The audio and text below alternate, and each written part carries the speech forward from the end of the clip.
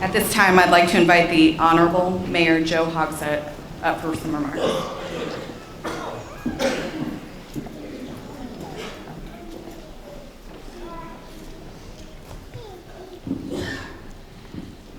Well, good afternoon, and thank you for having me yet again this year. I am once again honored to be with you to welcome our INPD year-end honor award ceremony. I want to begin by acknowledging all the families, all the friends accompanying our awardees today. Often it is your support, the support of those who these men and women are closest to, which brings out the best in them and brings out the best in us. And the best is truly what we celebrate today. My thanks also to all of our IMPD and first responders, both for their daily valor, their daily courage, and also for their efforts in selecting today's honorees. And I would be remiss if I did not thank Chief Brian Roche for his steadfast leadership. I understand that for many public protectors, the idea of an award, well, it makes some uncomfortable. In fact, whenever I attend ceremonies like this for our police, for our firefighters, for any of our emergency responders, one thing that always strikes me is their deep humility. In years past at these awards, I could see that it is clearly the sense of duty, not the promise of recognition, that motivates all of you. That, in some cases, the last thing many of you want to do is stand on this stage and be applauded. So perhaps to make you feel a little more comfortable, I'd like to add that there is another reason why we have ceremonies like this one. And that reason is not to do with those we honor, it is to do with everybody else. So think of it that way. By acknowledging those who go to great lengths to ensure our safety, by applauding the uncommon courage we see in our police officers. It is a reaffirmation by our whole community of the values we hold dear and the values to which we all should aspire. True, not every Indianapolis resident will need to respond to an emergency call. But by championing the bravery of those who do, you strengthen our entire city. So while I want to congratulate each of these individuals honored today, I also want to thank you for providing Indianapolis with your example of bravery, of valor, and integrity. If I may, on behalf of a grateful city, I thank you.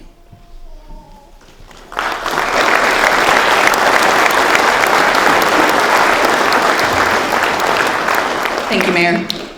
Now I'd like to invite Chief of Police Brian Roche to the podium for some remarks.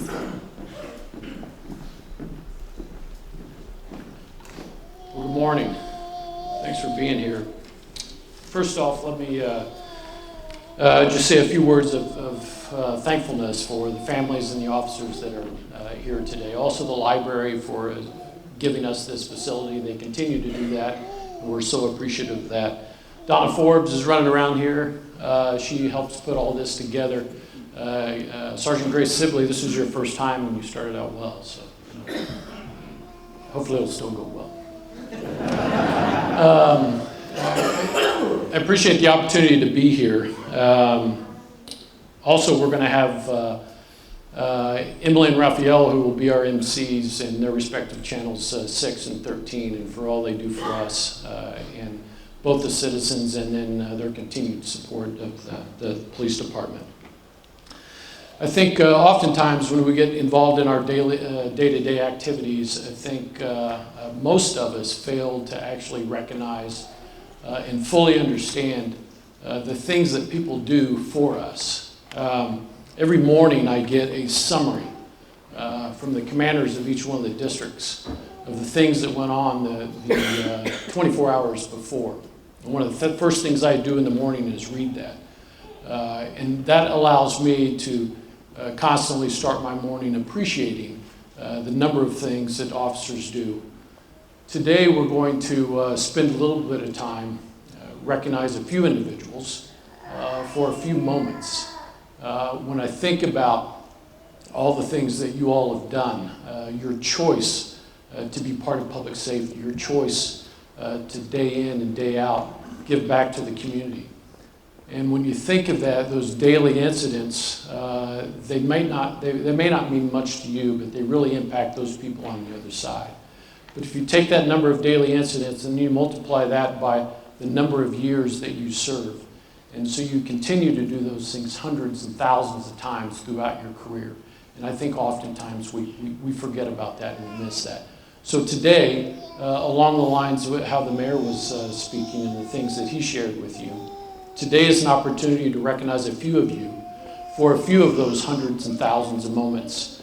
And within that opportunity, we're able to recognize everybody in law enforcement and all of those that impact public safety. So with that, I want to thank you. I want to congratulate you, and I'm proud to be your chief. So thank you.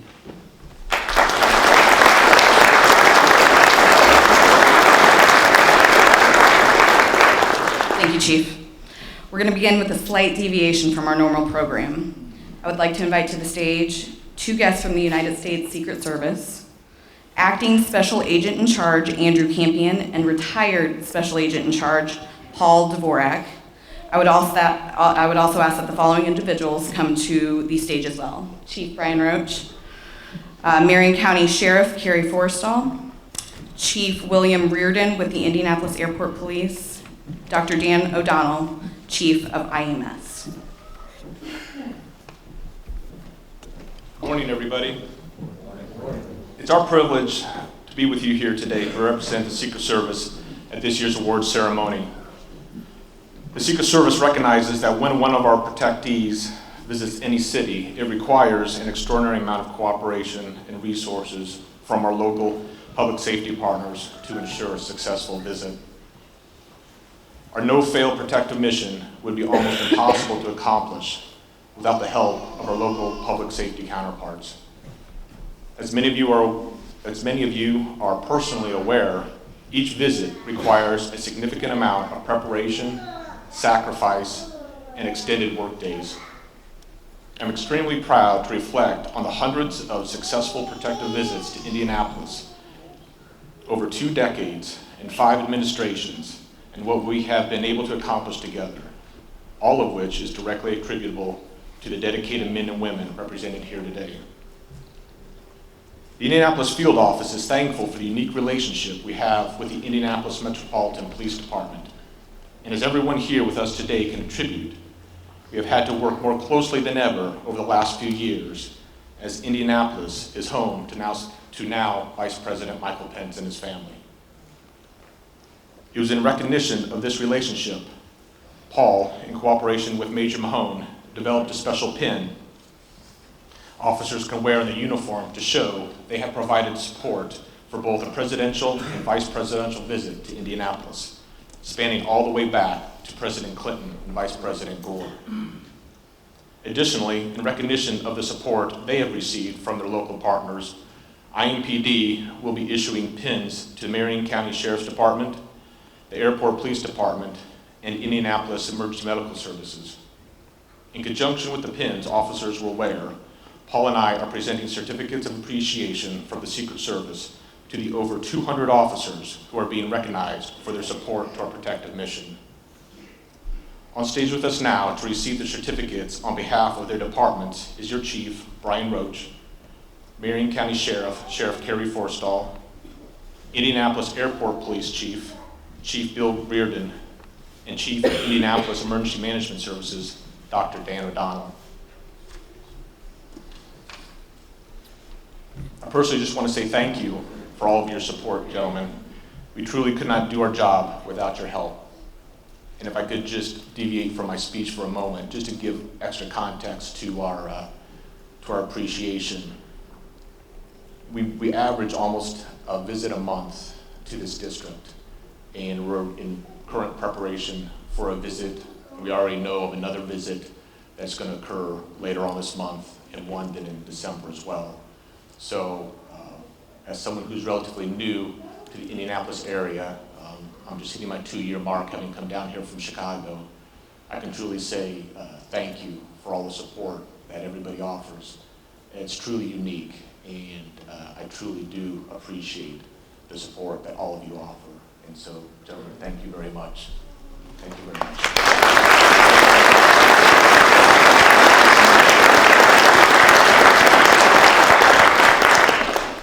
And at this time, Chief Roche has a special presentation. So one of the officers that's deserving of this pin, we lost not too long ago, Sergeant Charles Tice. And his brother Ray and his mom Phoebe are here. Can you come down and let me present you with this pin and your certificate?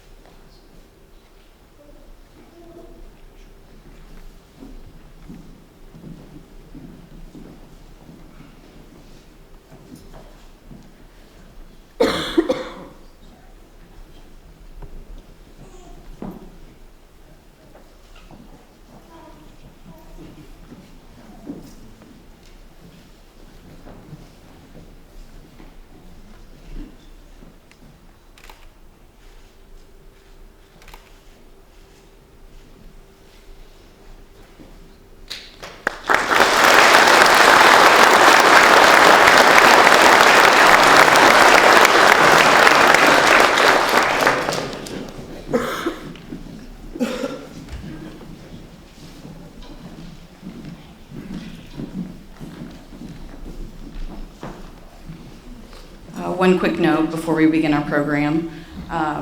If you are out of order in your seating, just go ahead and follow along in the program. That the awards will be announced in order that is listed on the program. And now for the presentation of awards. Please join me in welcoming from WTHR,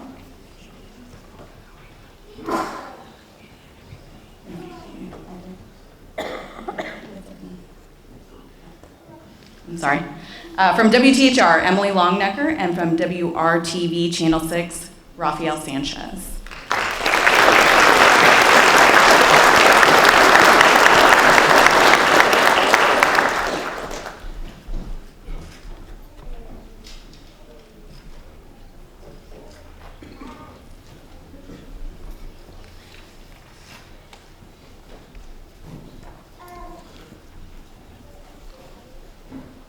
As a short guy, I rarely have to adjust the microphone.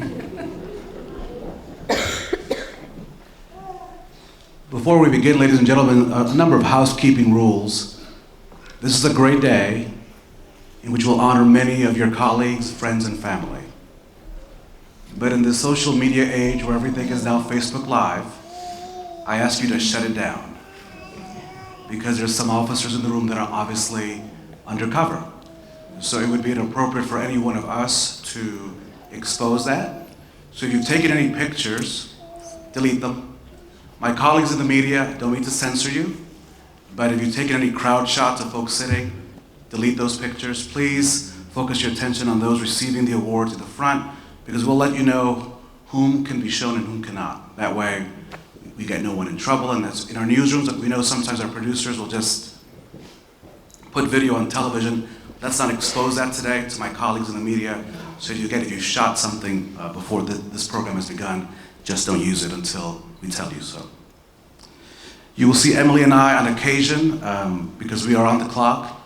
We'll be on our phones taking pictures. We're not trying to be disrespectful, so I don't want you to think, what's he doing? He should be paying attention to the awards. We are.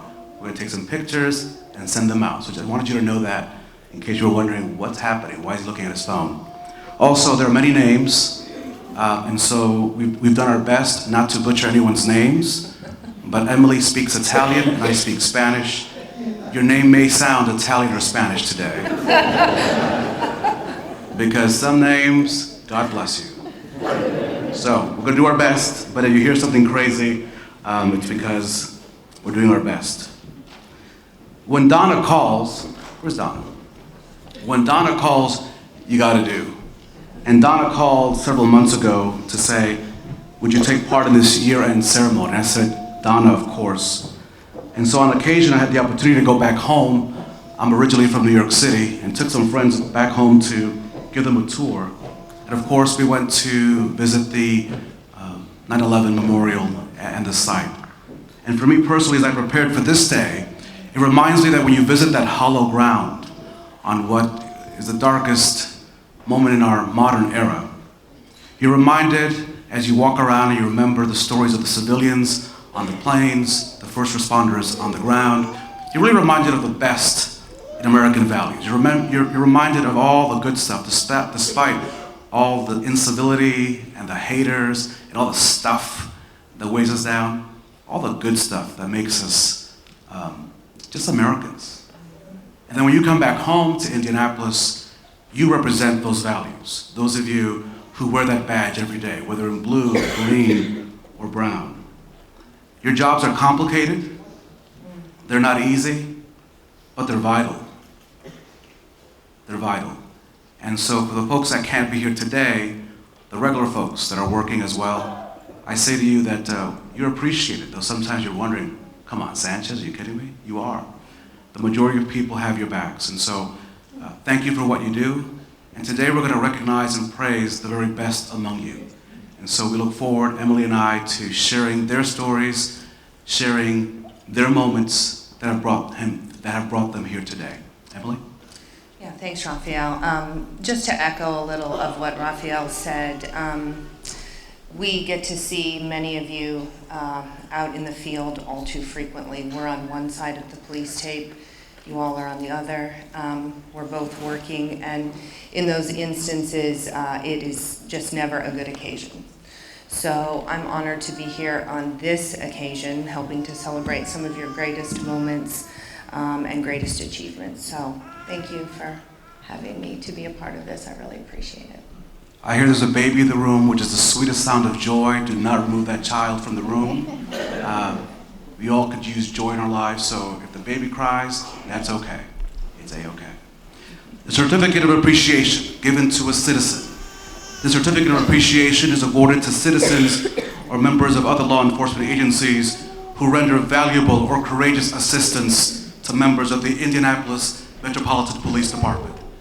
The action performed should be one that clearly exemplifies the citizen's unselfish act as one that we normally do not expect from a citizen. The citizen will be publicly honored by the department and presented with a certificate during the annual awards ceremony. And this first certificate of appreciation goes to Mr. Ron Gifford and Mr. Gabe Kruger. When officers responded to a dispatch of a vehicle accident in the 7900 block of Lincoln Boulevard, on their arrival, they were told that Mr. Gifford and Mr. Kruger had rushed to assist. Realizing the severity of the injuries of the victims, they quickly went into action. They noticed that the vehicle was on fire, and they put their own lives at risk to assist in removing the victims to a safe distance and began administering aid until help arrived. Both Mr. Gifford and Mr. Kruger showed extreme courage and compassion to their fellow citizens in a time of need. Without their selfless acts, this accident may have had a very different outcome. It is for their heroic actions to give aid to members of our community and assistance to the IMPD that we are pleased to honor Mr. Ron Gifford and Mr. Gabe Kruger with a certificate of appreciation.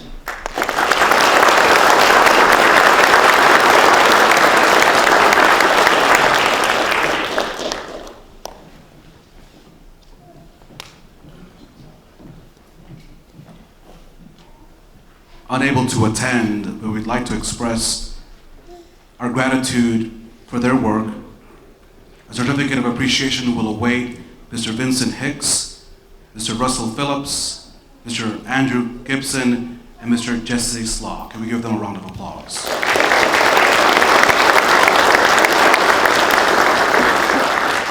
Our next certificate of appreciation, Lynn Walker and Tim McMillan with the Marion County Public Health Department's Housing and Neighborhood Health Division. The IMPD Nuisance Abatement Unit works to improve the quality of life for residents of Indianapolis. You see, complaints are received from the districts of people who are living in what are considered deplorable conditions that are a threat to the health of the occupants. Some of these locations are found to be homes operating as sleeping rooms or apartments that just generate a large amount of public safety resources. One such location was found to have 233 incidents in 1 year between IMPD and IFD. At IMPD's request, the health department inspected the location and found egregious violations that were a threat to the well-being of all of the occupants. The health department obtained an emergency vacate order for the location, ordering the residents to be boarded and emptied of all occupants.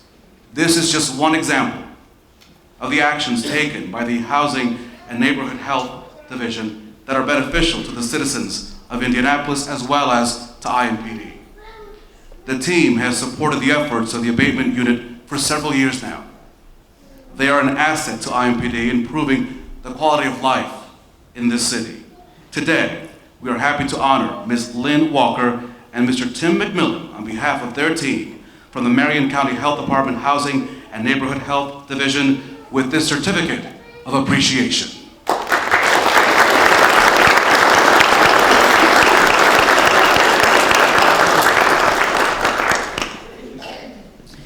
And our next certificate of appreciation goes to Janelle Kaufman, the Marion County Health Department's Food and Consumer Safety Division. The IMPD Nuisance Abatement Unit conducts several compliance inspections each year of alcohol establishments in the city. These inspections involve officials with the Marion County Health Department's Food and Consumer Safety Division. These inspectors check for compliance in the kitchen and food preparation areas of the locations. These inspections have led to the discovery of severe violations, thereby resulting in the temporary closure of several locations.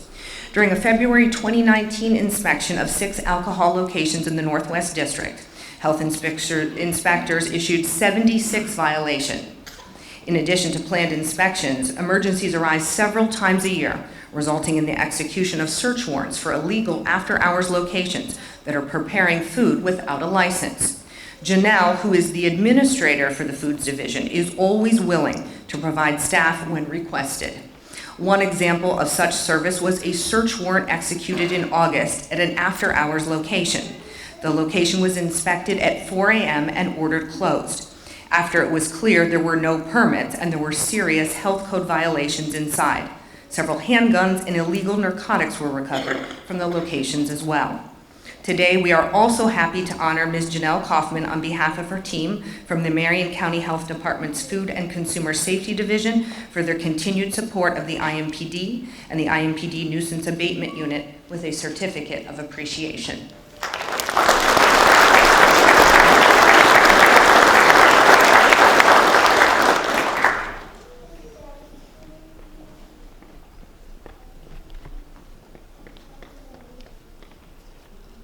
Control Operator Matthew Dowdy was unable to be with us today. Mr. Dowdy just happened to, was doing a ride-along with Officer Lauren Carmack when, as you can imagine, things happened, and he was able to assist. We thank Operator Matthew Dowdy for his service to IMPD, and we will award him a certificate of appreciation. Can we please give him a round of applause? A certificate of outstanding performance is awarded to any civilian employee of IMPD based on their performance or service rendered to the department. The action performed is one that clearly demonstrates the employee's performance going above and beyond the requirements of their normal duty or job requirements. We'd like to award a certificate of outstanding performance to Rochella O'Neill. During the past few months, the Latent Examiner Unit has undergone significant changes which have caused great strain on the members of the unit. The two senior-most examiners retired in April and June of 2019, respectively, leaving a significant void in personnel, skill, and experience. During this difficult transition, Rochella, newly crowned as the senior examiner, took on a massive caseload, fully 50% of all latent cases for IMPD jurisdiction, and has maintained her professionalism and incredible work ethic. Repeatedly during this difficult time, she has gone beyond to provide service to the unit and investigative partners. Just a few examples of this exemplary performance are teaching a section on latent prints at the Major Crime School hosted by the MCPO, coming in on her off time to assist detectives, attending an autopsy to obtain postmortem prints in a timely manner for an exigent case, and helping to interview, select, and mentor a new examiner. More impressive than perhaps any of the former examples is simply her daily commitment to the unit, the department, and the citizens of Indianapolis. These are just a few of the reasons that we are proud to honor IMPD civilian Rochella O'Neill with a certificate of outstanding performance.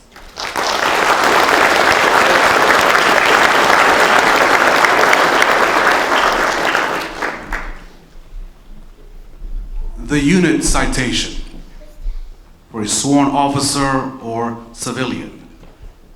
The unit citation is awarded based on the unit's overall performance in recognition of services rendered to the department or to the community. The unit's performance should be one that clearly demonstrates their commitment to accomplishing the unit's goals and exemplifies the traditions of IMPD in their dedication of going above and beyond the requirements of their normal assignments. Okay, the next unit citation is going to be awarded to the Southeast District Flex Team, made up of Officers Brent McDonald, Christopher Mayer, Douglas Lepsky, Matthew Kaufman, Danny Asher, and Sergeant Christopher Kibby. In 2018, the Southeast Flex Team made 87 felony arrests, 308 apprehensions of felons with warrants, recovered 97 stolen vehicles, and seized 52 firearms. In addition, approximately 10 of these arrests were charged federally. Under Sergeant Kibby's leadership, the team made several high-profile arrests of violent serial offenders wanted in multiple counties.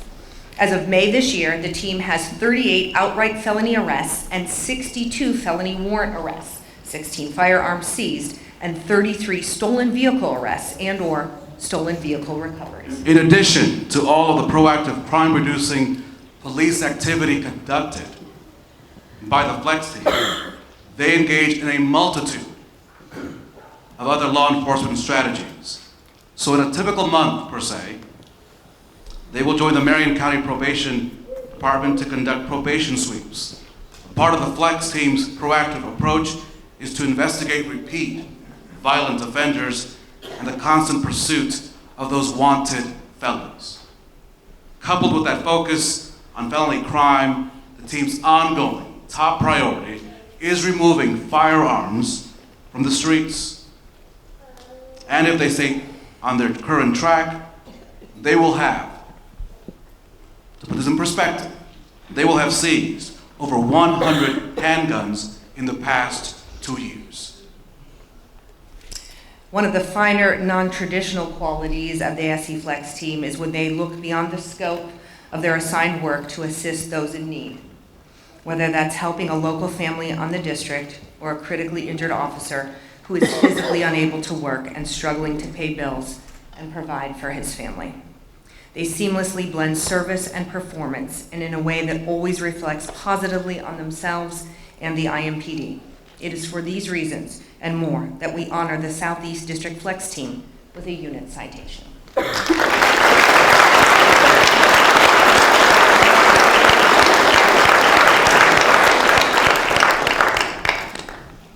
Our next unit citation, the Personnel Investigation Unit. Officers, Aaron Anderson, David Bradley, Jason Ered, Derek Harris, James Leisure, Leisure Moore, Jeffrey Viway, Roderick Wallace. From February the 9th all the way through April the 23rd, the Personnel Investigation Unit, you see before you, was charged with the expediting hiring process of the 19th IMPD recruit class. This started with an all-day testing event for applicants, including the written testing, physical test, evaluations, and oral interviews. The process, which usually is spread over 2 full days, was completed in 1 day, meeting a 17 or 18-hour working day for all in this unit. This is only the beginning, because you see, just over 400 candidates were sent into the background phase for this 19th recruit class. So this phase includes a lot of stuff, important stuff. Polygraphs, medical and psychological evaluations, employment references, neighborhood references, personnel references, collection of all required documentation for hire. You know them: birth certificates, social security cards, fingerprint cards, home visits, just to name a few. Just a few.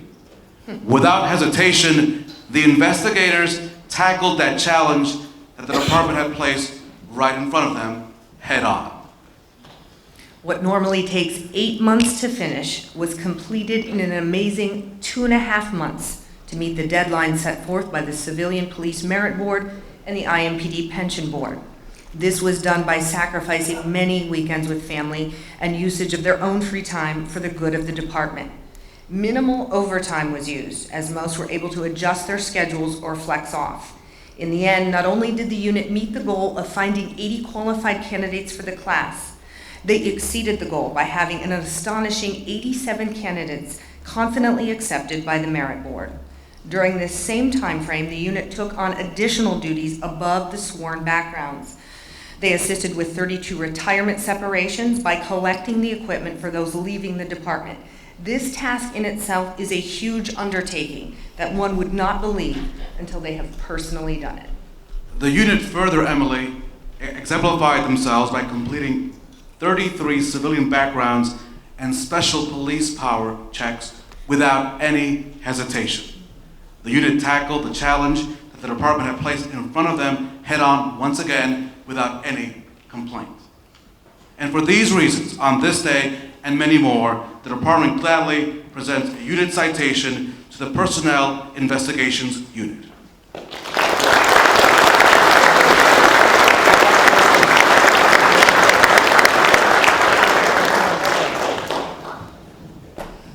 Our next unit citation is going to East District Community Resource Unit with Officers Stacy Riejas, Simone Willis, Roman Williams Irvin, and Sergeant Fred Carpenter. IMPD's East District Community Resource Unit's primary function is to create and maintain police community partnerships. This is an important function of the police department as specifically stated in the IMPD mission statement. From October 2018 to August 2019, the East District Community Resource Unit met this role with proficiency and regularly exceeded their assigned duties to best serve the citizens of Indianapolis. The unit is not traditionally a proactive unit, but despite that fact, they conducted 320 proactive investigations and traffic stops, which ultimately resulted in 280 arrests. And so this unit had to manage that balancing act that delicate balance between enforcement and engagement. Enforcement, engagement, towards the issues that they have heard through face-to-face communications with the people in the neighborhoods, as well as enforcement action in an area that the unit was notified about having high levels of prostitution. The unit worked with a church in that area to form a partnership to also approach the issue holistically. This partnership includes referrals by officers, at which time the women involved in the sex trade can get off the streets, obtain drug treatment free of charge, clothing, food, temporary shelter, hopefully permanent shelter, away from the current area to simply start over. And training as well, key training, to get them away from that life. The organizers of the program reported the number of referrals and people seeking help has grown by 10 times. They attribute the increase to their partnership with INPD. The unit has also reinstituted a continuous bike patrol, something not seen on East District since before the merger. This has allowed them to meet the citizens right where they are, rather than making them come to the police. The unit coordinated and attended over 100 community meetings with residents and businesses to make the connections and explore how the INPD can best serve them.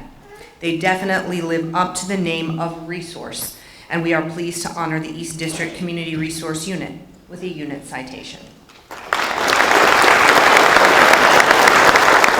Our next Medal of Merit, Sergeant Paul Scott. For the past several years, Sergeant Scott and others, they've been working on a very special project. It's called CART. CART stands for Child Abduction Response Team, and by bringing together a team of experts whose knowledge and skills and abilities will be beneficial in a child abduction case, creates a regional team of experts if that child is abducted.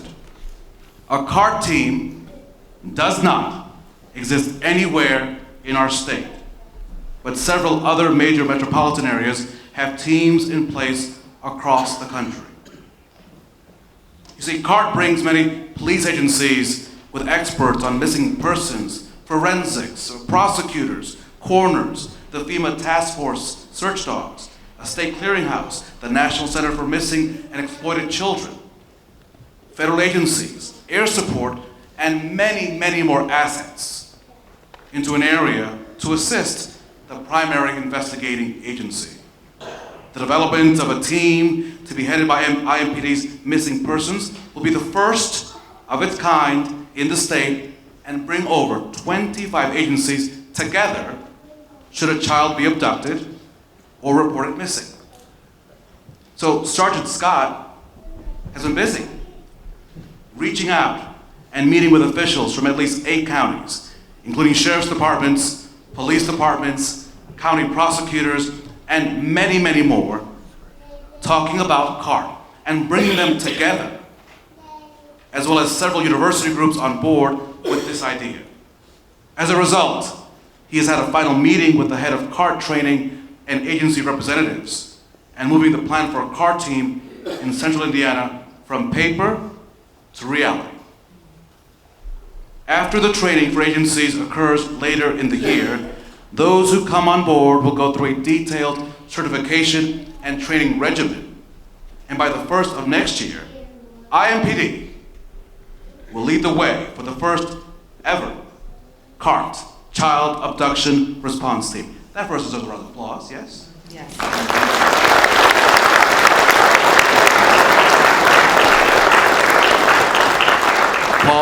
Paul, no, you don't leave yet, Paul. That was just for the CART. We're going to applaud for you. That was just for the team. Come back. No, really. This is your time. You go back. Yeah. You have to. That was just extra. That was extra. Now this will be for you. That was for the team. This is for you. The legacy of Sergeant Scott and for future generations will ensure that the experts in missing persons from around the state can come together at that critical moment to find that child. The potential lives that might be saved cannot be calculated. His tenacity and his hard work will bring heart to Indiana and surrounding states as well. So it is our pleasure on this day to honor Sergeant Paul Scott with a Medal of Merit.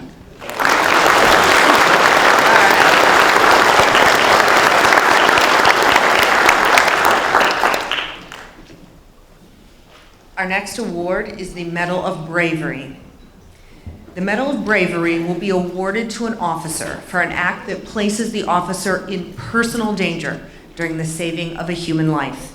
The action performed should be one that clearly demonstrates the officer's extreme courage, ability, and willingness to act while consciously facing a risk of personal danger. Our first Medals of Bravery, officers Shannon Harmon and Jeremy Johnson. Let me take you back to the early morning hours of February the 21st of this year. So a run came out on a person shot and lying on the ground on East 75th Street. Officers Harmon and Johnson were two of the first three officers to arrive on that occasion. They found the victim lying face up on the sidewalk. Officer Adam Lee quickly learned from the victim that a tenant of the apartment building had shot him and that she was still in the building. Officer Lee stayed with the victim. Officers Johnson and Harmon quickly went in search of the suspect, who was armed with a handgun. They observed the suspect leaving an apartment on the second floor at the top of the stairs. They gave commands for the suspect to stop, but she began retreating to her apartment. Quickly racing up the stairs, Officer Harmon and Johnson were able to stop the suspect and take her into custody. A search of the suspect found a small semi-automatic handgun hidden in the small of her back. Officers Harmon and Johnson, without any hesitation, went into a potentially deadly encounter with an armed subject, whose mental state was questionable. After the encounter, both officers believed they did the right thing to prevent the suspect from doing further harm to others. Officer Harmon stated in his own words, "It's what we do. It's what we do." Officer Harmon, Officer Johnson, we are pleased on this day to honor you both with Medals of Bravery.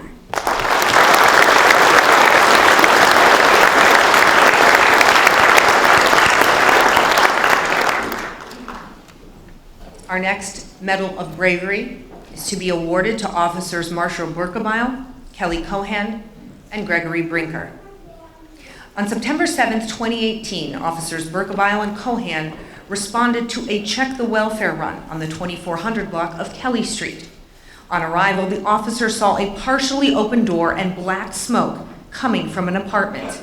They entered the smoke-filled apartment and made contact with an apparently mentally unstable 6'3", over 300-pound male standing in front of an actively burning stove. The fire was producing a toxic black smoke. The individual apparently had set fire to his own apartment and was fanning the flames with a towel and holding a large knife in his other hand. Both officers told him to drop the knife and to get out of the burning apartment. While holding that knife, the man began yelling that the officers were fake police. Officer Burkebile drew his taser and announced he was going to use it if the subject did not drop the knife.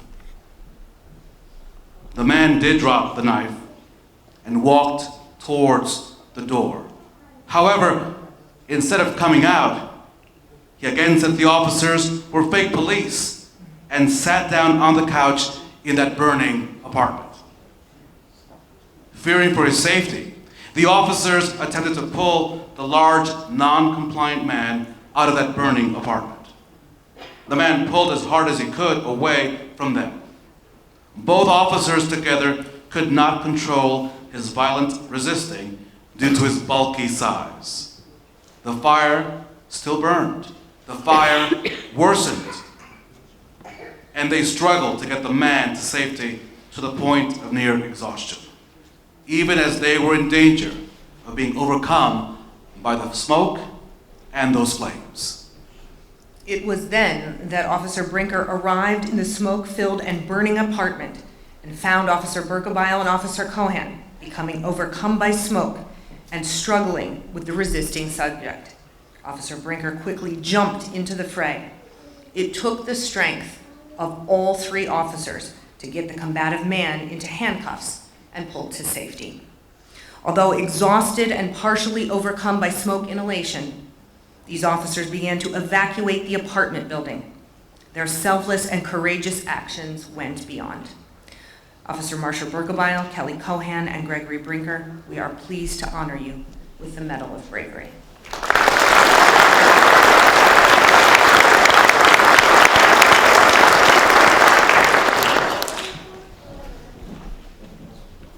Our next Medal of Bravery to SWAT.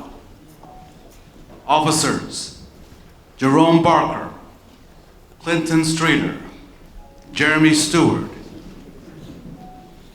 Dustin Bland, Mitchell Farnsley,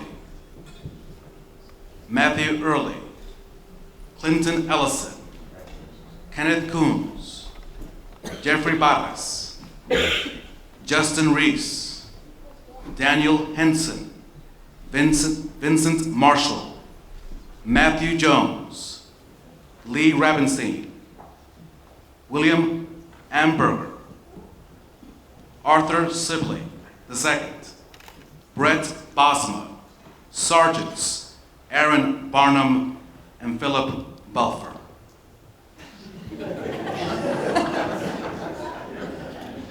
If those are in Spanish, I'll take it. You'll tell me later why we're laughing. That's okay. Let me take you back to September the 4th of 2018, and this is an East District. They were dispatched to the 3600 block of Lewin Drive on a male subject. This dude was naked and chasing a neighbor down the street with a butcher knife. Naked and a knife. When officers arrived, the subject was still naked, holding that butcher knife, and threatening to kill the officers. A SWAT was called on an armed, mentally disturbed person. SWAT at the crisis negotiation team was advised that the man was a former Vietnam veteran with military training, suffering from PTSD and a traumatic brain injury, and intoxicated.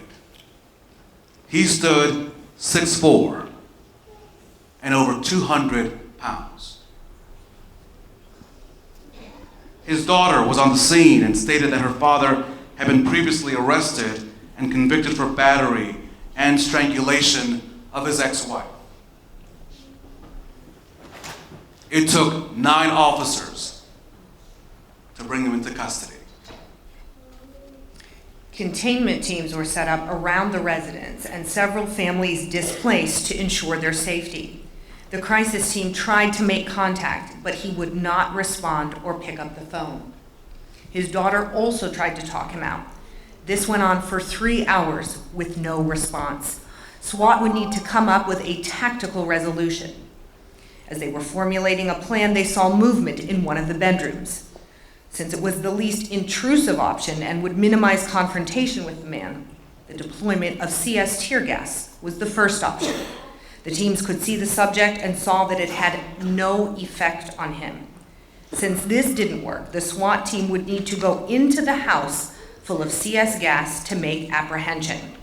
This increases the risks for everyone, but the subject, he had to be taken in for medical treatment.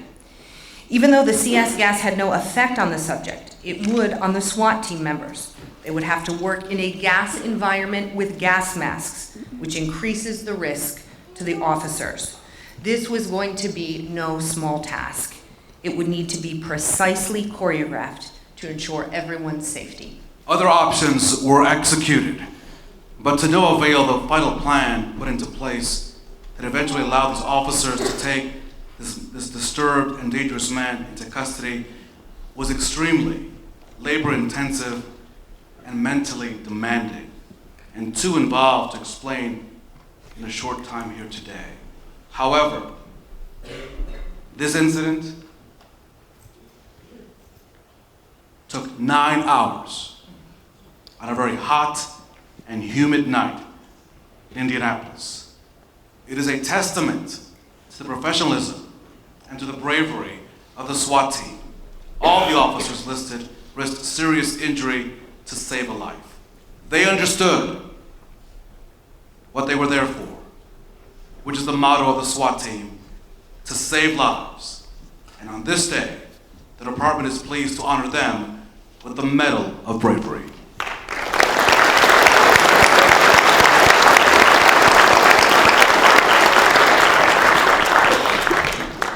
We'd like to call Police Chief Brian Roche for a special presentation.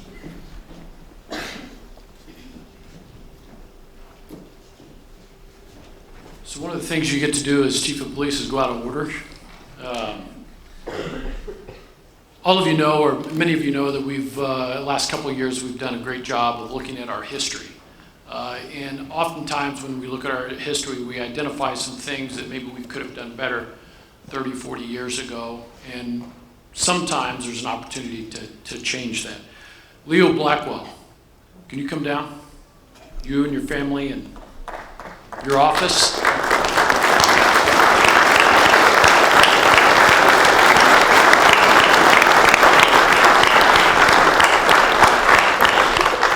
So many of you know Leo. He's been retired for quite a while, but he continued after leaving the agency to think about the men and women of the police department, works tirelessly in our legislation from year to year.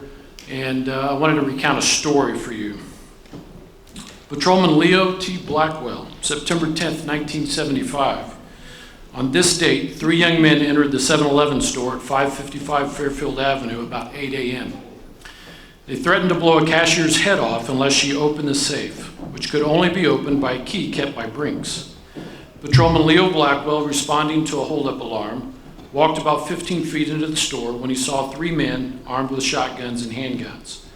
One suspect fired a shotgun at Blackwell, who returned 4 shots from his service revolver before running out the front door and radioing for assistance. Patrolman Mike Gruner and Marc Kessler arrived in their squad cars. Gruner found the bandit shot by Blackwell wounded, lying on his stomach on the loading dock. He died 4 hours later. Blackwell was shot in the left side by a shotgun blast. He had 56 buckshot pellet wounds in the abdomen, shoulder, and face. He was in fair condition. Blackwell was honored March 21st, 1976 by the Broad Ripple American Legion Post for outstanding service rendered. He was also recommended for the Louis Schmidt American Legion Outstanding Police Officer Award. And today, we give Leo Blackwell the Purple Heart.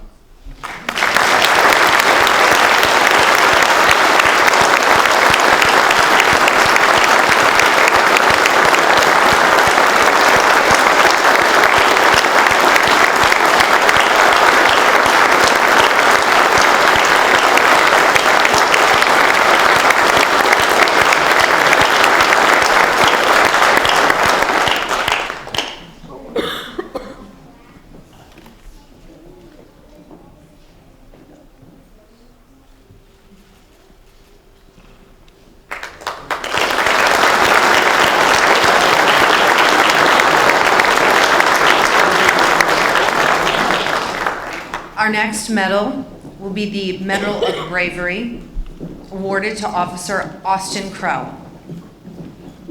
Early on the morning of September 22nd, 2018, Officer Austin Crowe with his FTO was dispatched to the 5400 block of North Park Drive on a report of a house fire with possible entrapment. Although he was working an unfamiliar beat, he quickly located the run. Once on the scene, they were waved down by the resident's sister. He and his FTO observed smoke coming from the eaves of the home. The smoke was very thick and billowing out of the residence, both front and back. It was then that the woman advised Officer Crowe she believed her brother was inside the residence as he was a heavy smoker, drinker, and told her that he had fallen the evening before. He approached the front door and attempted to make forced entry, but it didn't open. Officer Crowe asked if there was another door. The sister advised there was a back door. Running to the back door, he found it unlocked and a large amount of heavy black smoke billowing out. The smoke level was only approximately 3 feet above floor level. Recruit Officer Crowe took a brief second to scan the area and prepared to enter the burning residence. As he was entering, the sister began screaming, "He's right there," pointing to an area approximately 3 or 4 feet inside the doorway. Recruit Officer Crowe grabbed onto the man and started to drag him from the residence. By now, he was coughing heavily and stating that he could not see anything. FTO Harmon was lower to the ground and could see under the smoke.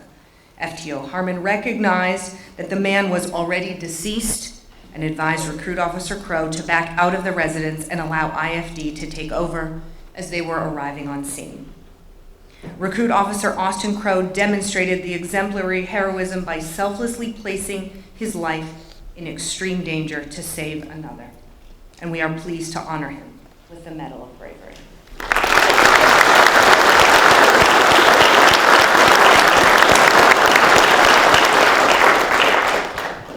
Our next Medals of Bravery: Officer Ronald Trimble, Officer Justin Callahan, and Retired Sergeant Jack Simpson. The officers responded to a run to the business on a robbery in progress.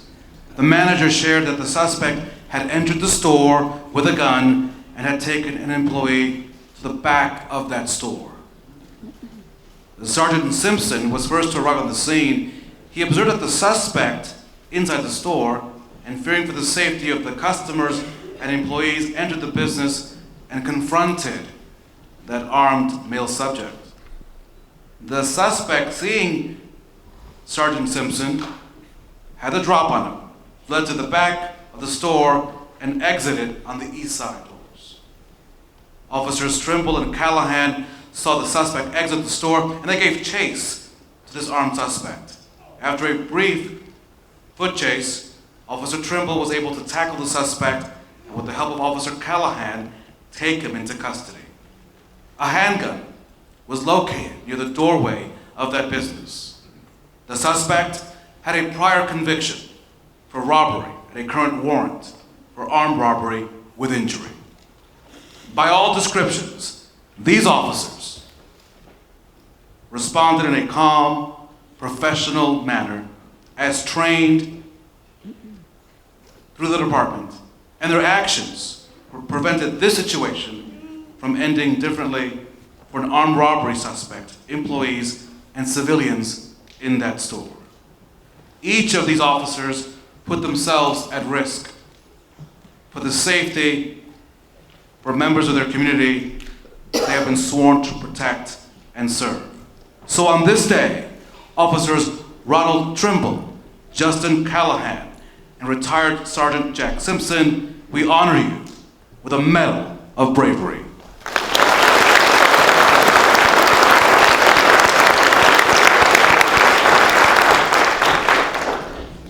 Our next Medal of Bravery will be awarded to Sergeant Christopher Kibby and Officer Andrew Trudeau.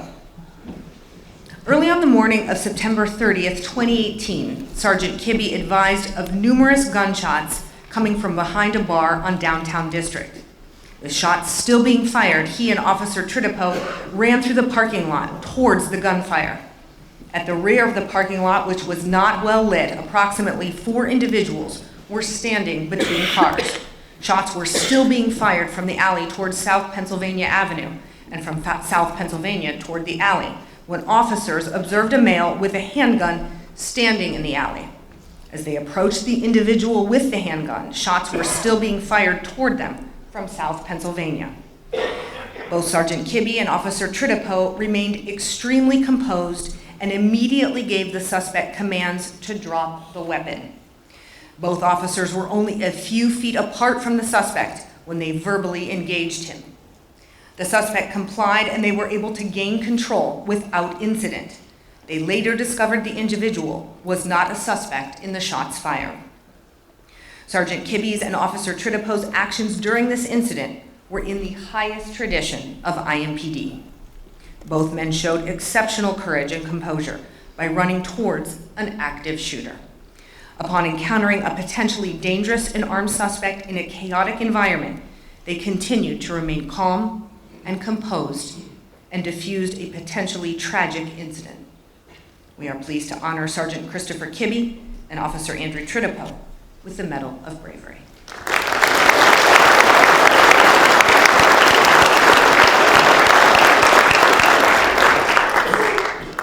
Our next Medal of Bravery, Officer Gerald Hunter. On August the 21st, Officer Hunter and another officer responded to a check the welfare run. You see, a mother had called stating that her daughter sounded incoherent and was talking about killing herself. Officer Hunter arrived on the scene, knocked on the door. When he received no response, he checked the door and found that the door was unlocked. So Officer Hunter, he opened the front door and was quickly met with this overpowering odor of something that was burning inside. He could see the entire upper floor of the residence was filled with smoke. Officer Hunter entered the residence, placing himself, as you can imagine, in grave danger.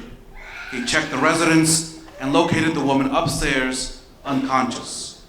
Officer Hunter entered that smoke-filled upstairs, thinking only of others, and carried that woman down the stairs outside to safety by himself.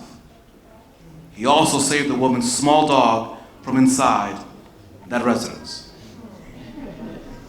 You gotta save the dog. Officer Gerald Hunter entered that burning apartment to save another person. It was selfless, it was heroic, and so on this day, IMPD is proud to present him with the Medal of Bravery.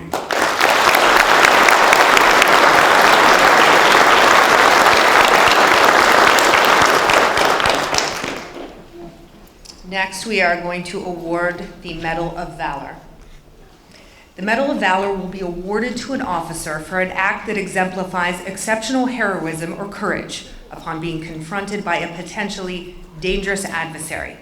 The recipient must demonstrate exceptional courage by performing a voluntary course of action in an extremely dangerous situation while at risk of serious bodily injury. Our first Medal of Valor recipient, Officer Marc Spears. So this is the afternoon of January the 9th of this year. And Officer Spears had been pursuing an on-site suspect of a person shot in the parking lot of a grocery store on Shelby Street. The suspect led the officer on a dangerous 2-mile, 2-minute vehicle pursuit until the suspect's vehicle crashed into a utility pole. He saw the armed suspect exit that vehicle and then run in front of his police car. So he quickly pulled his vehicle into the entrance of a parking lot and prepared to stop. But before fully stopping, he saw the suspect reach towards his waistband and appear to be drawing a handgun and charge directly at him. Officer Spears believed that the subject had moments before just shot someone and was still armed with the same gun. He believed this subject would likely use that weapon to harm him or anyone else in that crowd in the downtown area. That's when he used his patrol car to collide with the suspect's left upper leg, causing him to fall to the pavement. Officer Spears skillfully ensured that his vehicle speeds were low as not to cause serious injuries. During this contact, a loaded handgun was knocked out of the subject's possession. However, Officer Spears did not see it fall in front of his police car. The suspect continued to flee on foot, and he scaled a 5-foot fence of a courtyard of an apartment building on East Market Street. He attempted to conceal himself behind a tree and made sudden motions as if he were going for a weapon. It's believed the suspect might have been attempting suicide by cop. He kept reaching for his waistband and pointing his arm in a shooting stance toward Officer Spears while yelling, "Shoots." Officer Spears, while still risking his own life, determined he could attempt the use of a taser to secure the suspect, with assistance of other officers providing lethal cover. This action ultimately drove the subject from his hiding spot, and he was secured without serious injury to the subject or anyone else. Officer Spears used great restraint and skills in his action, with a suspect that had already proven that he was extremely dangerous.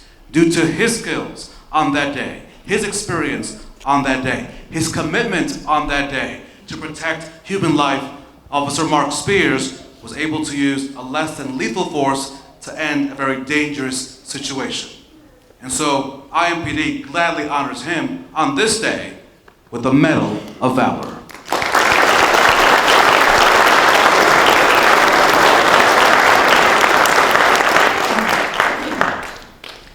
Our next Medal of Valor is awarded to Officer Chad Price.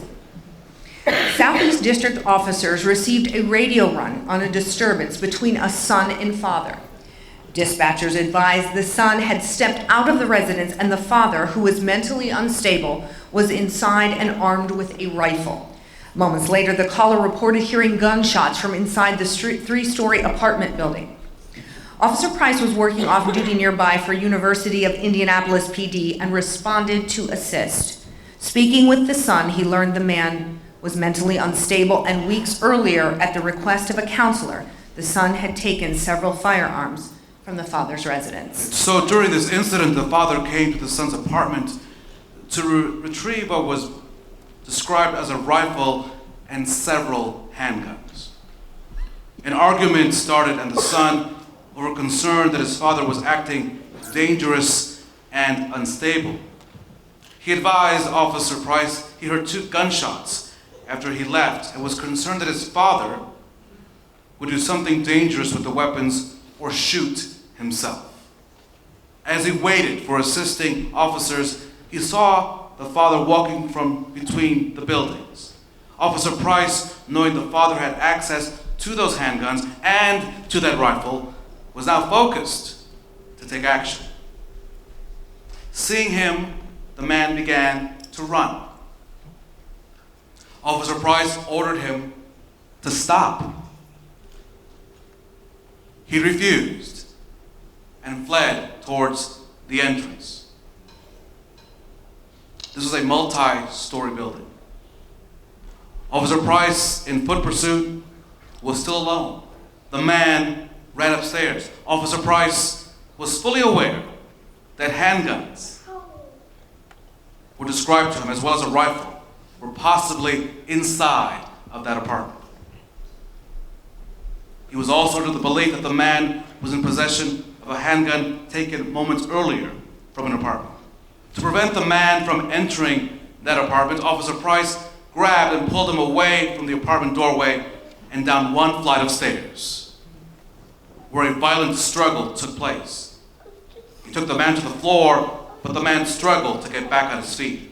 Officer Price remained in control and advised IMPD control that he had a resistor. Responding officers found Officer Price in a struggle to keep this man in control. A protective sweep of the apartment found a loaded 12-gauge shotgun with a pistol grip near the doorway where Officer Price had pulled the suspect away. There were 2 shotgun blasts inside the apartment, one in the ceiling and the other through the couch. A welfare check was done on the upstairs resident. The student resident stated he was lying on his couch when he heard an unknown noise from below.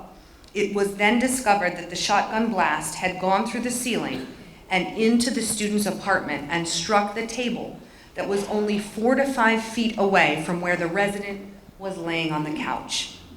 When officers spoke with the suspect said that he was trying to kill himself. Officer Chad Price was in a struggle with a suspect determined to reach his weapons. He knew that it was up to him alone to do his best to prevent an armed confrontation. He wasn't dispatched on the run, but chose to respond on his own because of his dedication to the Indianapolis Metro Police Department and the citizens of Indianapolis, and we are proud to honor him with the Medal of Bravery.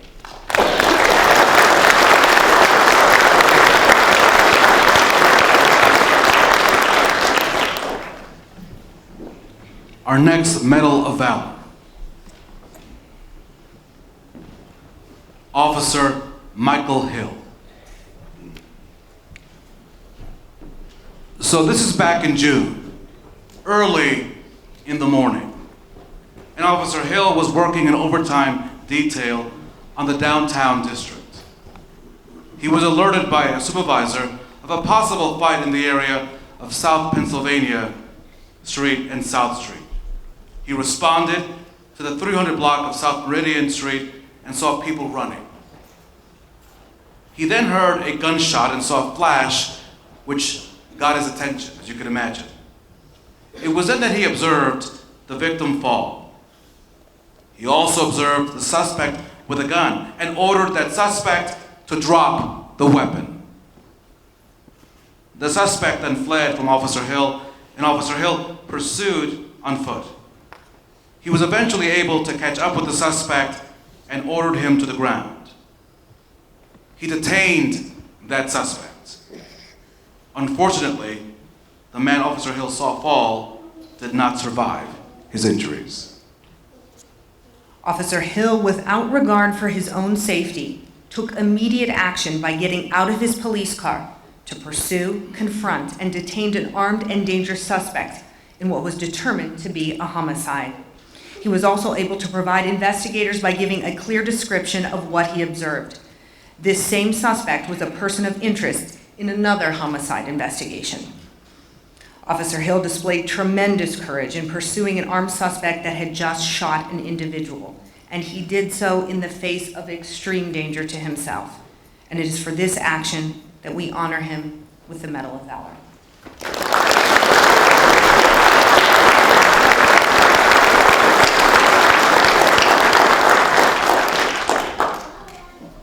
The Medal of Valor to Officer Sean Tidrow, and the Medal of Bravery to Officer Livia Deaver, who was unable to attend today.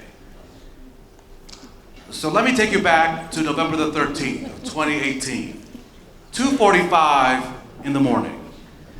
Officers Tidrow and Deaver were assisting another officer with a suspicious vehicle on the 2000 block of South White River Parkway, West Drive. The vehicle was in a remote area, known for drug activity. The occupants were a male and a female. As Officer Brown ran a check of the occupants, a possible warrant hit came up for the male. He then asked Officers Tidrow and Deaver to confirm if the male was the same person wanted on that warrant. Officers Tidrow and Deaver approached the vehicle, engaged the occupants, who were lying in the back seat with a blanket covering the lower part of their bodies. They confirmed that the male was the subject on that warrant and asked him to step out of the vehicle. He was apprehensive and refused their command. The officers went to the passenger side of the vehicle where the male was located. They continued to tell him to keep his hands in view as he refused to exit the vehicle while attempting to reach underneath the blanket. He turned away from the officers and began to reach below the blanket. Officer Tidrow immediately went hands-on in an attempt to get control over the man and prevent him from grabbing a weapon. He had a handgun between his legs underneath the blanket and grabbed it as he turned away from the officers. Officer Tidrow struggled with the man. Officer Deaver transitioned to her firearm. Officer Tidrow prevented the man from turning towards them as he attempted to ambush the officers and shoot them. The man fired his handgun and shot himself due to Officer Tidrow maintaining physical contact and control over the man. Officer Deaver kept lethal cover over Officer Tidrow and correctly made the decision not to return fire based on the close proximity of Officer Tidrow and the female occupant in the vehicle besides the male shooter. Officer Brown rushed up to assist, and the male was removed from the vehicle and secured, along with securing the female and asking for medical assistance for the suspect. Officer Tidrow recognized the immediate threat. The officers had little cover and no time to retreat from harm's way. His actions not only saved their lives, but also the possible loss of life to the male and the female. Officer Deaver maintained lethal cover, and even though she heard a gunshot, she exhibited sound decision-making and control during a life-threatening encounter. For their actions on that day in November of 2018, IMPD is proud to honor Officer Sean Tidrow with the Medal of Valor and Officer Olivia Deaver with the Medal of Bravery.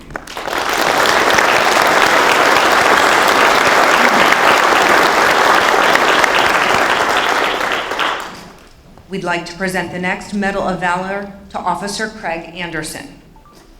November 12, 2018, Officer Anderson, along with another officer, was sent to meet with a woman who stated she was fleeing her boyfriend on foot when he fired a handgun. The woman was unsure if the shooting was at her or in the air because she was running to a nearby church to call police. As another officer spoke with the victim, Officer Anderson went around the corner to see if the suspect was still on scene. As he turned the corner, he saw the suspect in his vehicle driving towards the victim.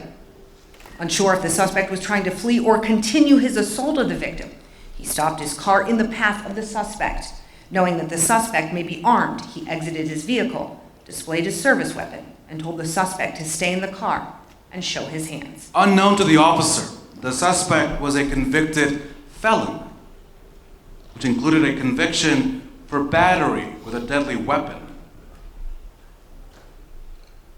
was transporting a large quantity of suspected crack cocaine, a digital scale, and armed with a handgun in a holster on his waist. He continues to tell the suspect, stay in the vehicle and show me your hands. However, the suspect, without responding, exits the vehicle. The officer, acting alone, made a quick decision to holster his weapon, quickly grabbing the suspect and pushing him onto the hood of the suspect vehicle, giving him limited control of his hands. As he attempts to do a pat-down search, Officer Anderson immediately felt a handgun in front of the suspect's waist. He stated loudly to his fellow officer who had just arrived that he felt that handgun. Officer Anderson made the courageous decision to put his arms under the suspect's armpits and use his strength to lift the suspect's arms up and away from that weapon. At this time, the suspect began to attempt to lower his arms and hands towards the handgun in his waist, and he stated repeatedly in his own words, "You are going to have to kill me." Officer Anderson continued to wrestle with the suspect and was able to keep that suspect from reaching that handgun. This action allowed the assisting officer to deploy his taser, and both officers were then able to disarm the suspect and place him into custody. Officer Craig Anderson's decisive and heroic actions while being confronted by an armed felon took a dangerous individual off the street. His actions did not give an opportunity for the armed suspect to draw his weapon and shoot at officers or the initial victim, and we honor him with the Medal of Valor.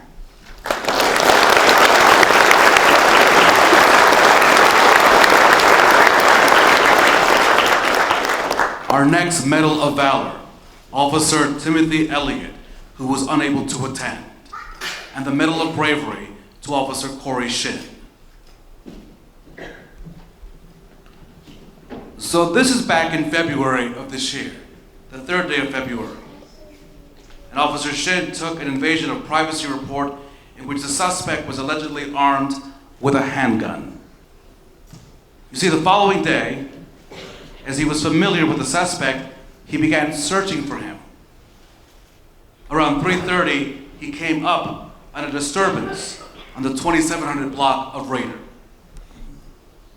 At the time, the female from Officer Shin's invasion report came running up to his vehicle in a state of panic, advising him that the suspect was in the vehicle she had just run from. Officer Shin marked out and approached the suspect. Initially, the suspect was complaining with him, attempting to talk his way out of the situation. But when Officer Elliot arrived, his demeanor rapidly changed. Officer Shin had convinced the male to put his car in park and shut it off. But as Officer Elliot approached, he attempted to start the vehicle and put it in gear. Officer Shin, knowing he was going to arrest the suspect for invasion of privacy, leaned into the car to prevent the suspect from doing so. The suspect began headbutting him and then tried to reach over the center console, at which time Officer Shin observed what was later determined to be a .22 revolver.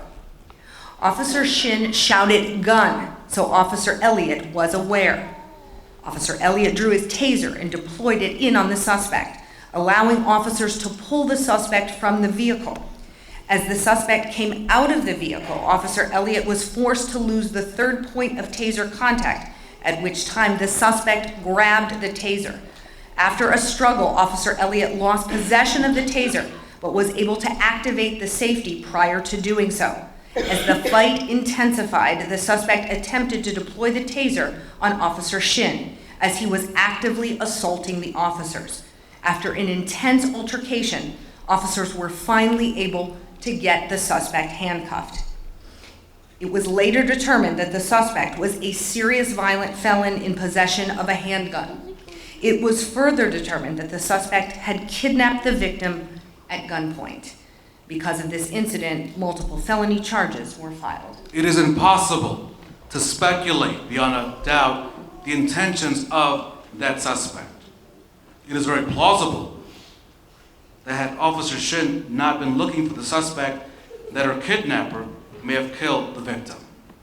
Both officers, without concern for their own personal welfare, they exposed themselves to extreme personal risk in the process of taking an armed, serious, violent felon into custody. It is for their actions on that day that IMPD on this day gladly honors Officer Corey Shin with the Medal of Bravery and Officer Timothy Elliott with the Medal of Valor.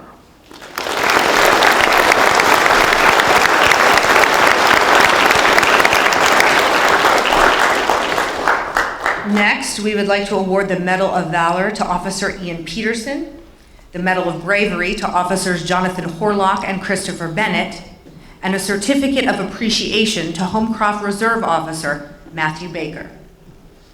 In the early morning hours on November 19, 2018, Officers Horlock and Peterson were dispatched to an incomplete 911 call. This address was not on either officer's beat due to a heavy run load, having most officers out of service on runs. The officers had a long way to travel to get to the run, but they made sure to arrive in the area together before approaching the residence. Even though this was a common run, they used great officer safety tactics by having Officer Peterson approach the door, while Officer Horlock took cover at the corner of the house to the south. Officer Peterson knocked on the glass storm door while standing to the side. This action saved his life. Just after knocking on the door, the interior door flung open and a shot rang out and a bullet flew through the storm door at Officer Peterson's head level. Officer Peterson immediately backed up, drew his service weapon, and moved around the corner of the house. The interior lights were on and Officer Peterson could clearly see the suspect holding a handgun pointed outwards towards the door. After that shot rang out, Officer Horlock could see the male subject in the entryway with the pistol.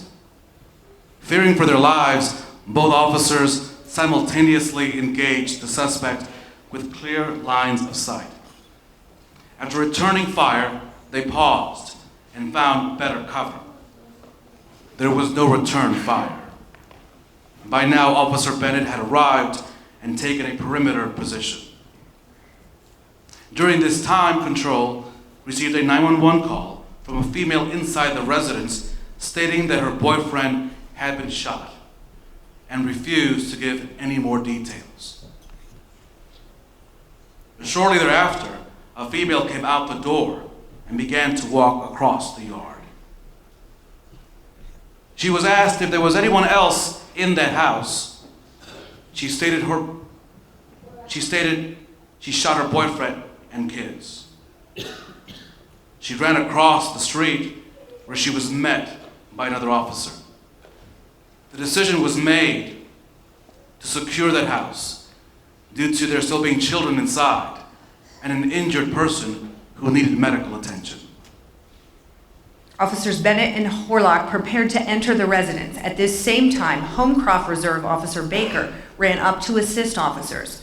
As they entered the front door, they observed a male down with a handgun by him. Officer Bennett and Baker checked on the man, while Officer Horlock and another officer cleared the rest of the house to locate the children. They were found in a back bedroom unharmed, and officers got them safely out. Downstairs, Officer Bennett was attempting to apply first aid to the wounds of the man, while Officer Baker secured the weapon.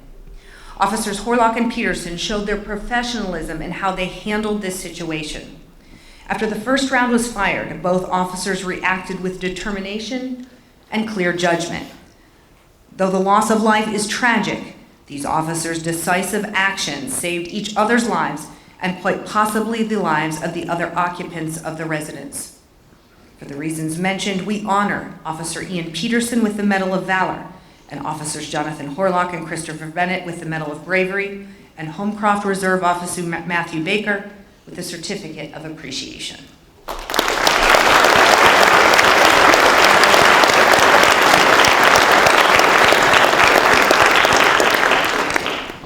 The Medal of Valor, Officer John Lee. On the morning of June the 9th of this year, Officer Lee and fellow officers, they responded to a domestic violence run on North Parker. The original run had the suspect no longer there on the scene. However, prior to the officer's arrival, medics arrived, advising Control that the suspect had returned. The arriving officers found that the medics had driven with the victim 1 block from the residence for safety reasons, as the suspect was acting irate. Officers learned that the suspect had struck the female several times, causing her pain and bleeding behind her ear. Officers began a dialogue with the suspect. They attempted to get him to come out of the house to talk. He refused. Unknown to the suspect, the victim had given the officers the keys to the residence and permission to enter. One of the officers began to unlock the door when the suspect stated that he had knives and would make the officers kill him. Officers determined to handle this as a barricaded subject. Officers learned that the suspect had several prior convictions for domestic battery and resisting law enforcement. Several times, the suspect told the supervisor that he was going to give up and then he would quickly change his mind. A call went out to SWAT. The suspect was repeatedly yelling at officers and at times opened the front door to speak with officers. At one point, the suspect grabbed a knife and held it to his own throat. He said the police would have to kill him if they wanted to enter that residence because he was not going to prison on that day. Officers at this point had been on the scene for about 2 hours. The home was surrounded. Officer Lee and fellow officers observed the front door of the residence crack open. He made the other officers aware, and he began to move his position for a better view of what was occurring. The suspect then came running out that residence at a full sprint, holding a 4-inch knife down by his side, and was charging directly at Officer Lee. As he was charging at Officer Lee, he slipped in that driveway. The officer, who was in the process of drawing his firearm, saw this as an opportunity to deploy a less lethal device. So he drew his taser as the suspect was getting back to his feet and again began advancing towards him, still holding that knife pointed at the officer. He deployed his taser, striking the suspect. The suspect took another step before falling in a grassy area. Officer Lee, in the face of imminent danger and the threat of serious bodily harm, quickly recognized an opportunity to make his attempt, his best attempt, to bring that incident on that day to a less than lethal outcome. And so, because of that, on this day, INPD is honored to present you with the Medal of Valor.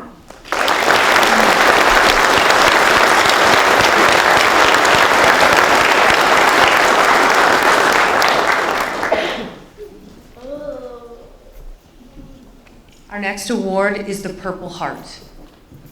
The Purple Heart is awarded to an officer who is killed or suffers serious bodily injury while confronting or attempting to apprehend an armed or fleeing individual in the performance of their duties under honorable circumstances.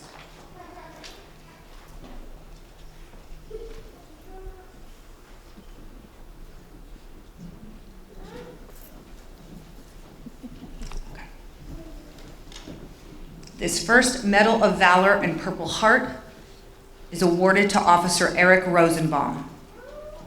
On May 5th, 2019, Officer Eric Rosenbaum responded to a shoplifter at a business on the 8800 block of East 25th Street. Officer Rosenbaum located a suspect matching the description and notified communications he was stopping the suspect. As Officer Rosenbaum approached the suspect, he ordered him to put his hands on his police car. The suspect put his hands on the car, but then quickly turned to strike Officer Rosenbaum. The suspect then tried to walk away. Officer Rosenbaum attempted to de-escalate the situation verbally, but the suspect wouldn't respond. Realizing that the suspect wasn't going to be talked down, Officer Rosenbaum attempted to take him to the ground. The suspect fought back, striking at Officer Rosenbaum. He created space and deployed his taser. The taser was ineffective, and the suspect ripped the wires out of the taser. That suspect fled into a fenced-in yard. Once in that yard, the suspect pretended to comply, and once the officer approached to handcuff him, he tried to strike him again. The officer again attempted to take the larger suspect to the ground, but as they landed on the ground, the officer's shoulder was dislocated. The suspect got on top of Officer Rosenbaum, pinning him to the ground, and began gouging his eyes. With his right arm dislocated, the officer attempted to fight off the suspect with one hand. The suspect struck the officer multiple times with a closed fist, so hard that Officer Rosenbaum's teeth were damaged, telling the officer, "You're gonna die tonight." After severely injuring the officer, the suspect attempted to take a knife from his gun belt, unsuccessfully, but then went for Officer Rosenbaum's gun. The suspect knew how to work the retention mechanisms of the holster and was pulling his gun out of the holster. The officer, he fought back as hard as he could to push his gun back into that holster. But eventually, the suspect was able to get enough of the gun out of the holster to pull the trigger,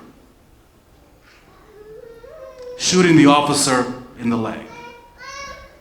After shooting him, the suspect had full control of the officer's firearm. But even after being shot, Officer Rosenbaum was not out of the fight. He fought hard and was able to rip that gun out of the suspect's hands. The firearm had malfunctioned due to the struggle, and the suspect was still inches from him. So the officer did not have time or space to get it working again. Officer Rosenbaum drew his knife and fought the suspect off, prompting the suspect to flee again. Arriving officers immediately rendered aid to Officer Rosenbaum. After applying a tourniquet, the officers couldn't hear the medic sirens, so they agreed they could get him to the hospital much faster. They had the speed and the advantage. Officer Rosenbaum was transported to the hospital with injuries to his shoulder, teeth, jaw, eyes, and a gunshot wound to his leg. Officer Rosenbaum risked his life and personal safety to disarm a violent suspect. He displayed great courage and valor, surviving this fight. He used every ounce of strength, training, and experience to prevent himself from being killed and preventing the suspect from using his firearm to injure anyone else. Officer Eric Rosenbaum, for your great sacrifice and dedication to protecting the citizens of Indianapolis, we are proud to honor you with the Medal of Valor and the Purple Heart.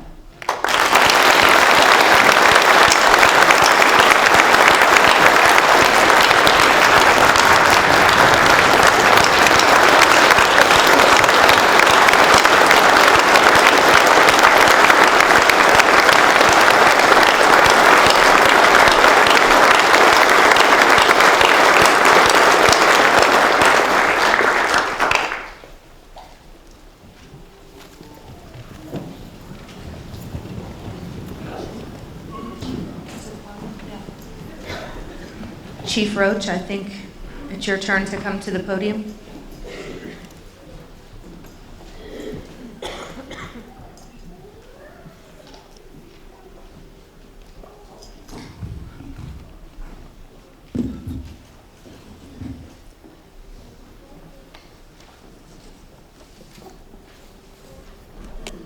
Liz Allison, can you come down here? In 2006, I was the Deputy Chief of Administration. I think it's because I could balance my checkbook. Other than that, I had no qualifications for that. About $190 million budget, maybe. And at that time, Liz Allison was the grant manager and pulled me aside and kind of walked me through how you spend dollars in a large agency. In 2010, I got her first letter of resignation and retirement. And after 42 years of service, and then in October of this year, I got her second letter of retirement, although she had been off. And let me explain a little bit. Most of you, those of you who don't know, we have a Clowes Auditorium program on Christmas. It's been occurring for 35 years. Liz Allison and Jerry Snitko came up with that 35 years ago. And this October, she's been a participant in it forever since then. And this October, because of other issues, she's kind of stepped down. So I wanted to read a very brief paragraph from her second retirement. Jerry Snitko and I came up with the idea of Clowes Auditorium probably 35 years ago. The fire department had their boot campaign, and we thought the police should do something too. So you see, this has been a project which has been part of my life for a long time. We have seen things ebb and flow, but always remained steady with the goal of creating a relationship between a child on the district and a district officer for these 6 hours. And then she says, I wonder how many lives were changed over the years. And I think the answer, Liz, is countless. So on behalf of the Indianapolis Police Department, we give you this award for your 35 years of opening hearts and minds to law enforcement and those less fortunate. Thank you for your tireless efforts in building relationships and your devotion to us and our community. We couldn't have done it without you. We love you.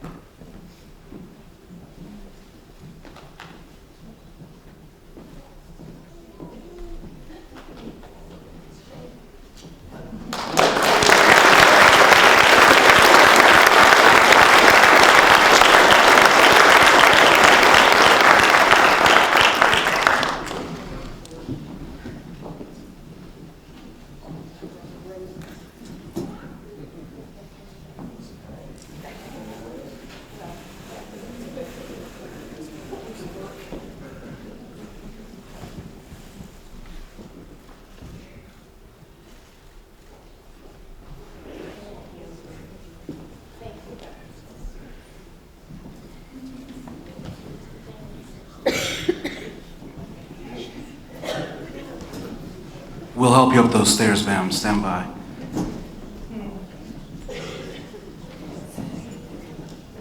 We want to thank you, Emily and I, for allowing us to be a part of your day today. I would be remiss in my moment with you if I didn't share my mother tongue, which is to say, muchas gracias a todos. Somos una ciudad internacional y tenemos respeto para su servicio porque ustedes son los héroes de nuestra comunidad. We are an international city, and whether you speak English or French or Spanish or Spanglish or whatever, we thank you for your service. You are our community's heroes. So on behalf of all of those that cannot be here today, that are out on the streets today, working, driving that Indigo bus, working in that deli, working at Eli Lilly, wherever they may be, muchas gracias a todos. I just wanted to say that I've lived in Indianapolis, this beautiful city, 12 years now. I'm originally from a small town in Pennsylvania, and I've gotten to know some of you because we're out on scenes together, and many of those scenes are the worst day of someone's life, and we're all there, and it's not easy. And I had one of those worst days a few years ago. I got attacked in Lockerbie Square in broad daylight by a guy who just got out of prison. He was a convicted rapist, and he attacked me at 10:30 in the morning. So he knocked me in the head quite a few times and was trying to push me in my car and steal my wallet. And I wouldn't stop screaming, so he eventually stopped and decided to run, and I decided to chase him. My mother still says, why? But anyway, so some people who saw what happened, they helped me with that chase. And we caught this guy and got him on the ground and called 911. And so, I'm so used to listening to the scanner in the newsroom. I never thought a call would go out one day where my name would, be on that scanner. My name would be attached to that call. So within minutes of that call, though, some of you were there to help me.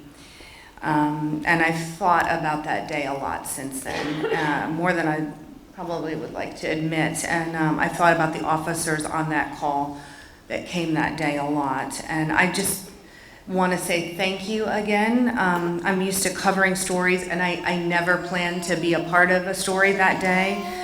But when I was, many of you were there to help me, and I don't think it had anything to do with the fact that I was the news lady on TV, because I certainly was not acting like the news lady on TV that morning. I was raving in the street, screaming and crying. So, and you were compassionate and kind to me, and the folks that work with the media called me in the days afterwards to check on me and said, I heard you're chasing down people in the streets. So I just wanted to thank you again for your kindness and professionalism during that really difficult time. I'm very grateful. I'm still grateful, and my family is grateful too. So thank you. On behalf of Emily Longnecker, Rafa, thank you so much.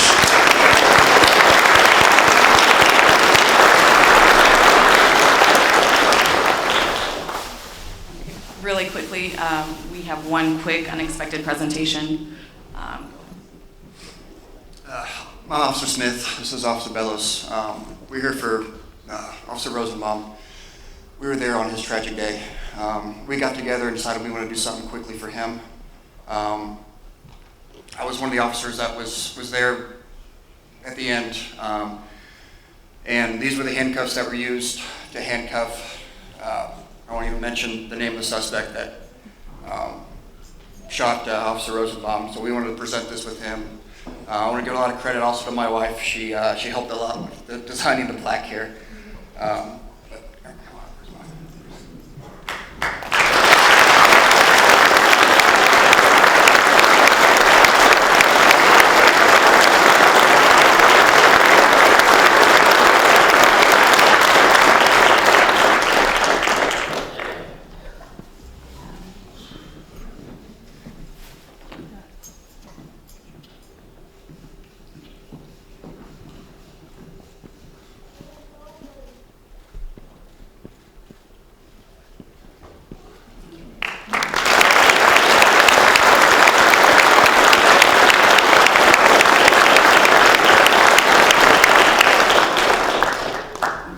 close, we would like to thank the Honor, Awards, and Review and Selection Committee members, as well as very special thanks to the incomparable Miss Donna Forbes. I'm not sure where she went. She's up there.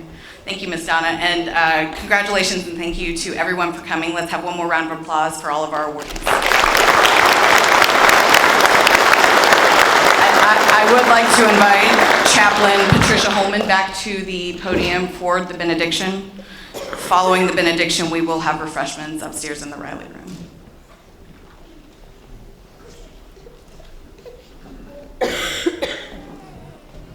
If you would join me once more in prayer. We thank you for this assembly. We thank you, Father, for those who would put themselves in harm's way and that your hand of protection was upon them. We thank you for those who continue to sacrifice to keep this city safe. And we ask that you would always bless them, always keep them, always surround them and their families. In your name we pray. Amen.